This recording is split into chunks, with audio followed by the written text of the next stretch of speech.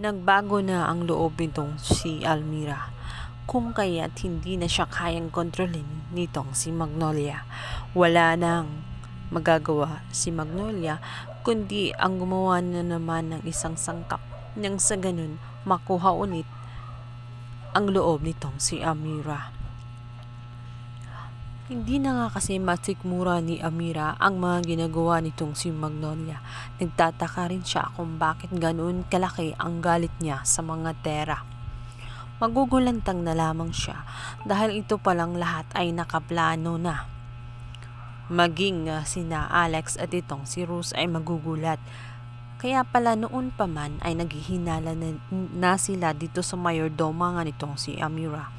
Hindi lang siya basta-basta na mayordoma. Alam niya na mayroon itong maitim na tinatago. Iyon ay nagkaroon na nga ng linaw ang lahat na ginagamit lamang si Amira nitong si Magnolia dahil gusto nito na makapaghiganti sa mga Terra. Ngayon ay naipon niya ang lahat ng mga tauhan ng Terra.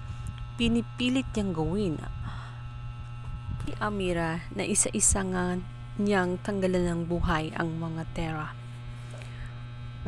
Ngunit ayaw gawin nga nitong si Amira. Kahit anong gawin nitong si Magnolia ay hindi kaya ng konsensya ni Amira na dungisan ang kanyang mga kamay ng dugo.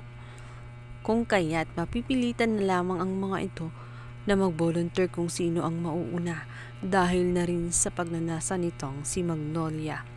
Subalit walang gagawin itong si Amira hanggang sa magkaroon sila ng pagkakataon at maagaw nga ang baril na hawak-hawak nitong si Magnolia. Nagsisitakbuhan sila hanggang itong si Amira ay matutungang lumaban. Mapatay nga niya itong si Magnolia. Dahil naisip nito na kapag nawala nga itong si Magnolia ay tatahimik na nga ang lahat. Dahil nga sa may maitim na mahika nga itong si Magnolia ay hindi agad ito masasawi. Pahihirapan pa niya ng husto, isa-isahin pa niya itong ang sila Alex, Rose at Amira. Dito nga ay bababa na nga itong tunay na makiling na talagang masisilayan nitong si Amira at tutulungan siya nito upang sa ganun magwagi itong si Amira.